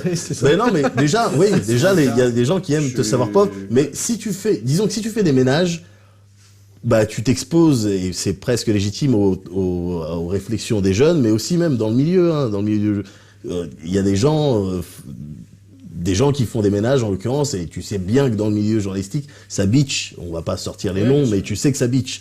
Donc, faut que tu sois prêt à ça, et puis ça reste délicat, comme c'est compliqué. Je suis d'accord, je pense que c'est pas gérable en fait. Le flou et le doute est trop important ensuite pour que ton travail puisse continuer à être légitime, etc. C'est malheureux, mais je pense qu'il faut vraiment faire un distinguo. Cyril. Oui, je rebondis. Alors là, c'est une réflexion de Cyril, du forum, qui dit, donc c'est moi, non, en fait, c'est juste pour rebondir sur l'histoire du ménage, puisqu'il y a un animateur de No Life qui a travaillé, c'est Marcus, qui a travaillé pendant longtemps pour un revendeur de jeux vidéo. Et en fait, il a travaillé pour ce revendeur, parce qu'en fait, il avait démissionné de Game One, justement, après l'histoire des tests, qui étaient en fait du public rédactionnel. Et donc, en fait, à cause de son éthique, il s'est retrouvé sans boulot, et donc, du coup, il a été obligé de faire ce type de ménage, par exemple. Donc voilà, c'était pour... mais après, je sais pas s'il a continué ou pas, mais en tout cas, c'est des choses que parfois les journalistes sont peut-être aussi obligés de faire. Ouais, mais pour le coup, Marcus, pour moi, ça me paraît relativement clair, quoi. Il est plus dans il est encore dans la critique, il est encore non, il est dans l'entertainment, le divertissement, il parle à son public, et du coup, il a toute la légitimité de faire, justement, du coup, pas des ménages, mais faire ses prestations et les vendre je vais pas m'exprimer à sa place, mais ouais, je considère aussi que ce qu'il fait, c'est plutôt l'entertainment, que c'est pas ouais, vraiment la critique. Pour le coup, lui, il le vit bien, il n'y a pas de problème avec ça, quoi. Mais au-delà, juste pour revenir un peu au truc de solution, moi, j'ai juste, après, c'est une impression. Être journaliste jeux vidéo, c'est déjà, j'ai revenir parce que j'ai l'impression aussi de jouer au casse-couille depuis 2 émissions. Non mais vas-y. Non mais que le point important reste évidemment quand tu es journaliste jeux vidéo, tu vas t'amuser quand tu joues aux jeux vidéo. Enfin voilà, moi je suis pas à jouer aux jeux vidéo en me disant wow, c'est quoi le problème, tu vas pas m'avoir, j'ai trouvé. Donc évidemment c'est déjà un métier très plaisant parce que la matière de base, le matériau de base est quand même sacrément plaisant.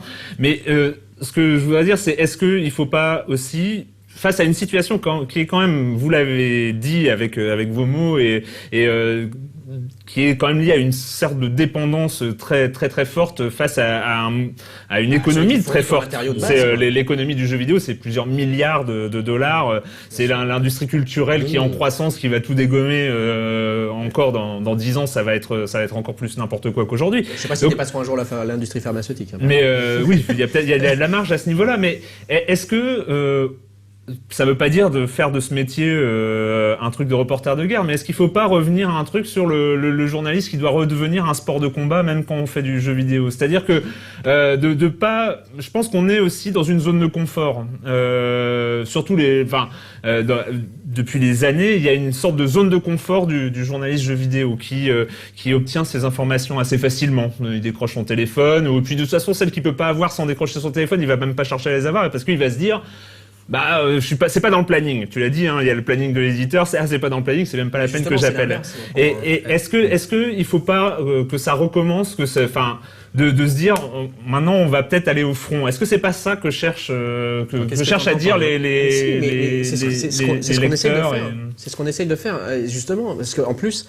C'est dans l'intérêt de la publication, c'est que oui, tu peux continuer à parler des choses qui sont officielles, c'est normal. Enfin, je veux dire, ça me choque pas qu'on parle des trucs que te donnent les éditeurs. Enfin, si ça vaut le coup, évidemment, pas toutes les vidéos non plus, tu vois. Mais celles qui sont intéressantes, c'est des jeux qui nous intéressent, des informations qui nous intéressent, des vidéos qui nous intéressent, donc oui, on en parle. Mais le but, c'est aussi de trouver d'autres choses qui vont te différencier toi-même par rapport aux autres, parce qu'évidemment, si chaque média, quel qu'il soit, télé, internet ou papier, se contente uniquement de régurgiter ce qui lui arrive tout cuit dans la bouche, mais ils sont tous pareils. Ça n'a pas et surtout. Donc, au contraire, c'est là qu'on lutte, et c'est là que c'est justement la guerre entre guillemets, et que c'est de trouver des sujets, d'aller chercher des trucs dont les autres ne parlent pas, ou pas assez, ou pas bien, et c'est ça. Mais tu te démarques. Mais ce que je disais tout à l'heure, quand je te disais que t'as beaucoup de structures qui ont été montées par des businessmen, tu peux aussi constater là aujourd'hui un style de reconquête des passionnés ou des journalistes. Il me semble que les mecs de Canard PC, ils se sont inscrits dans ce délire-là. No Life, dans une certaine mesure, même si je veux dire, on est financé de manière indépendante, tout ça, mais on l'a pas vraiment voulu. Mais bon, bref, on est un petit peu dans ce délire-là. T'as un style de reconquête, ça va prendre du temps, mais pour le moment, toujours ces grosses structures qui sont pas du tout inscrites dans un délire, attends, on va faire du journalisme déontologique, tout ça, et qui génèrent du clic, et face auquel c'est difficile, si tu as envie toi aussi de t'en sortir, mais c'est difficile, vous avez pas les mêmes armes. Et il y a un truc important aussi, c'est on fait beaucoup de comparaisons avec les reporters de guerre, etc. On est à la fois une presse d'information et une presse de consommation, d'opinion. C'est-à-dire on va conseiller les gens pour consommer, acheter ou non un jeu. Et donc du coup, tu as des jeux qui sont accompagnés d'une vraie force de com, qui sont supportés par des gros éditeurs. Et donc là, tu suis le mouvement un petit peu, donc avec toujours ton regard critique. Mais il y a plein d'autres jeux, il y a toute une industrie un petit peu de l'ombre qui se développe et qui prend de plus en plus de poids. Et là, c'est ta responsabilité aussi de pousser ces jeux, de les mettre en avant. Donc, on a fait par exemple sur FaZe, un jeu pour lequel on a complètement craqué. Là, on est dans la passion, mais aussi objectivement, le jeu était excellent. On a fait des émissions supplémentaires, on a créé tout un tas de contenus de manière à dire aux gens, regardez ce jeu-là, essayez au moins la démo, c'est juste fantastique. Et donc, du coup, on a le côté information où en effet, il faut peut-être de temps en temps donner des coups de pied pour avoir pour essayer d'avoir des petites infos supplémentaires, essayer décrypter un petit peu le travail des éditeurs. Donc l'expliquer, je pense que le fait de faire cette émission c'est très important puisque ça permet d'expliquer le fonctionnement du milieu et le fonctionnement du milieu dans lequel on s'inscrit. Mais notre responsabilité aussi, c'est de mettre en avant des jeux qui ne sont pas supportés par un éditeur. Et donc ça, c'est très important aussi. Donc c'est pas uniquement on part avec sa caméra, on va aller filmer des trucs complètement dingues, etc. C'est aussi de partir avec sa petite caméra et d'aller dans la petite cambrousse où t'as des mecs qui sont dans leur cave et qui font un jeu qui déchire. Et là, il y a pas eu de press tour, il y a pas eu des milliards de vidéos, etc. Il faut que t'en parles, il faut que tu le mettes en avant. On est aussi une presse de consommation. Et ça a son importance et ça change en fait pas mal de choses dans notre façon de travailler. On peut pas être comparé vraiment à des reporters de guerre. C'est pas une question de se comparer à des reporters de guerre, mais c'est de plus d'avoir peut-être une optique de défiance par rapport aux éditeurs. J'aurais pas mis de vraie défiance au jour le jour. Mais j'aurais pas dit défiance, mais plus lucidité. En fait, parce que défiance, c'est vraiment lui veut me baiser, tu vois. C'est ça, c'est quoi qu'il arrive, ils veulent tous me baiser. Donc, tu peux l'avoir, mais c'est juste c'est acceptable. Je veux dire, je veux pas te dire, j'adore me faire baiser. Mais... si, te dis je t'aime. C'est ça, voilà. Tu vois, c'est juste savoir comment ça marche. Donc, la connaissance de ce système, des intérêts des uns et des intérêts des autres, permettent d'y voir clair le cas échéant et justement de s'en défendre. Et donc, c'est en second temps que tu as cette défiance qui s'installe. Mais si tu t'inscris dans cette logique de défiance dès le départ, ça va se sentir aussi vis-à-vis des développeurs, vis-à-vis des éditeurs, etc. Et on aura tendance, je crois, à t'empêcher d'obtenir ce que tu veux obtenir. Parce qu'il y a un truc très important, lorsque tu vas voir un développeur, enfin moi personnellement, j'espère que le mec va faire le meilleur jeu possible. Donc je vais pas être là dans l'interview en me disant qu'est-ce qu'il a foiré dans son jeu. Je vais essayer de gratter pour voir où est l'erreur, où est la problématique potentielle. Non, ce qui m'intéresse c'est qu'il fasse le meilleur jeu possible. Je serais même plutôt du genre à lui donner des conseils, tu vois, à lui dire la direction c'est peut-être pas forcément la bonne, etc. On est vraiment une nouvelle fois, on n'est pas systématiquement dans le bras de fer. L'idée pour nous c'est de parler des meilleurs jeux possibles et de faire en sorte que tout le monde puisse faire les meilleurs jeux possibles. On espère que le média ne fera que mûrir, que ce soit dans son analyse ou tout simplement dans sa conception. C'est un... Alors, Cyril. Alors oui, excusez-moi, je vous interromps une nouvelle fois. Donc voilà une réaction de Kimi sur le forum qui était assez déçu la dernière fois et je pense qu'il doit être encore assez déçu jusqu'à maintenant parce que vous n'avez pas abordé le sujet d'Ankama. Erwan aurait pu vous demander, quand vous faites un test d'un jeu Ankama, comment l'abordez-vous? Êtes-vous entièrement libre? Pourriez-vous dire qu'il est nul si c'est ce que vous pensez?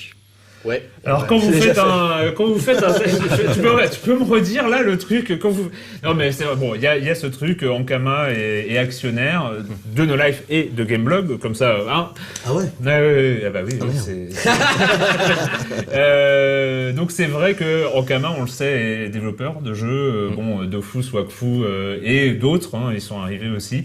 Est-ce que vous êtes libre complètement? On est complètement libre et là pour le coup c'est vraiment c'est un peu notre responsabilité. Comme je le disais un petit peu, j'avais répondu aux premières réactions sur les forums liés au premier Extra Life. La plupart du temps, ce que les gens ignorent, c'est que la pression se fait en interne. C'est-à-dire c'est ton rédac chef qui va faire pression sur tel pigiste, etc. C'est le directeur de rédaction qui va faire pression. C'est comme ça que ça se passe. C'est rarement l'éditeur qui va t'appeler en disant c'est quoi la note que tu m'as mise, c'est inadmissible, etc. Change ta note. Ça arrive quasiment jamais. Ça arrive. Ça arrive, mais faut vraiment, ils font ça. Mais c'est maladroit surtout de leur part. Oui, c'est une catastrophe. C'est voilà, c'est les RP juniors, ou alors ils font ça sur les journalistes les plus récents et qui n'ont pas une expérience, qui n'ont pas les épaules nécessairement pour pouvoir savoir comment répondre.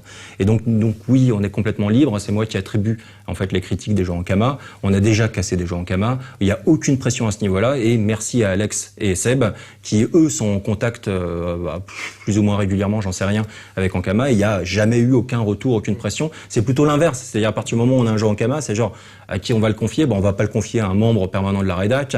On va prendre nos précautions, mais sinon, voilà, oui, on a zéro pression. Il y a deux aspects à préciser. D'une part, en ce qui concerne Gameblog, par exemple, même en général, l'actionnariat n'est pas nécessairement un levier de contrôle. Voilà.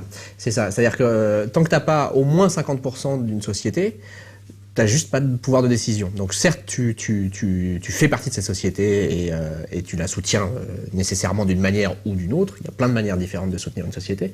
Mais en tous les cas, tu peux pas imposer ceux qui ont la majorité de la forme juridique de cette société, tu peux pas les obliger à faire quelque chose. Ça, c'est un premier point. Donc, quoi qu'il arrive, et je crois que c'est la même chose pour No Life aussi, Ankama est un actionnaire minoritaire. Donc déjà, il n'a pas ce pouvoir-là. Donc, si on leur dit non, ils font ok. Mais surtout, a priori, ils le font pas. Enfin, et effectivement, ils le font pas. Et pourquoi ils ne le font pas ? Parce que ça n'est pas dans leur intérêt. Leur intérêt, en fait, pas nécessairement dans leur intérêt. C'est quand même que, comme ils mettent des billes dans des boîtes, c'est que ces boîtes se développent et fonctionnent. Et ils comprennent, en tous les cas, très bien que pour que des médias se développent et fonctionnent, il faut qu'ils atteignent une certaine crédibilité, qu'ils touchent un certain public, etc., etc. Et si ça commence à mal se passer, comme ça a pu être le cas avec Game One il y a 10 ans, les gens se barrent. Voilà. Et donc là, c'est fini. Ils perdent les billes. Ils se retrouvent avec une coquille qui ne sert à rien. Donc, c'est pas nécessairement dans leur intérêt, à long terme évidemment, de forcer un contenu ou de mettre la pression à des gens. Cyril. Alors Kimi toujours, qui nous avait posé la première question sur Ankama, qui rebondit et qui dit que malgré tout, il aimerait que si vous testez un jeu Ankama, vous mentionniez au moins que vous êtes lié à l'éditeur, juste par souci de transparence. D'autres journaux le font, et quand ils le font pas, c'est louche. Je suis d'accord. Ça, c'est un truc qui sera fait dorénavant. Bon, voilà, comme quoi. Mais il va y avoir. Vous savez que si vous continuez transparence, on cite, ça va finir par ressembler à une charte. Hein. Ah non, ouais, mais très bien, mais ça me pose pas de problème, moi. Mais encore une fois, la transparence, c'est le truc le moins galère, et le moins coûteux à mettre en place. Tu vas voir, alinéa 3, macaron, on n'ira pas au on n'ira pas Moi, on va arriver à la fin de ce round 2. Je pense pas qu'il y aura de round 3 ou peut-être dans 5 ans s'il y a encore d'autres choses qui arrivent. Je pense que de fait, il y a des choses qui vont devoir changer. Moi, je le dis, je pense que le Doritos Gate, c'est aussi un énorme avertissement pour le métier de journaliste, parce que effectivement, on peut prendre, si on était très corpo, ce qui n'est pas notre cas, c'est un petit peu, mais bon, si on était très corpo, on peut voir les gens, les petits youtubeurs qui font du 400 000 vues, les Diablo machin là, qui font du 400 000 vues dès qu'ils font un screen cap sur leur ordi, comme des adversaires, des concurrents à venir, des choses comme ça. Mais oui, moi je pense que c'est le cas. Et je pense que plus les journalistes feront des, je suis désolé, mais iront au pot, iront aux grandes fêtes, se feront filmer, voir quelque chose. Moi, je suis désolé, Médoc, là où je suis vraiment pas d'accord, je pense qu'au contraire, si tu parles du macaron Electronic Arts, s'il a fait ce macaron, il sera d'autant plus content, quoi. Même si c'est sur le ton de la blague, mais et je sais que il y a des choses qui sont très bizarres aussi. Par exemple, il y a Twitter, les réseaux sociaux. Finalement, les journalistes aujourd'hui, parce que moi, si j'ai des followers, c'est pas parce que je suis Erwan Cario, c'est parce que je bosse à Libération. Je me crois pas suffisamment intéressant pour avoir autant de followers que j'ai sur mon nom. Et si je commence à prendre en photo un goodies qu'on m'a envoyé, si je commence à prendre en photo dans une soirée, si j'y allais, je sais pas, Kratos déguisé, machin, avec mes centaines ou mes milliers de followers, je vais faire la com. Mais même plus là au nom de mon média, mais en mon nom propre. C'est pour ça que je pense qu'il faut y avoir une photo en mettant un commentaire avec. Enfin, j'étais obligé de balancer le truc. Tu mais peux même aussi tu vas, désapprouver quelque chose généralement, et le montrer. on n'est pas dans le check-in dans le check-in de base, mais pratiquement. Enfin, tu dis une photo, tiens, je suis à la soirée de lancement de ça.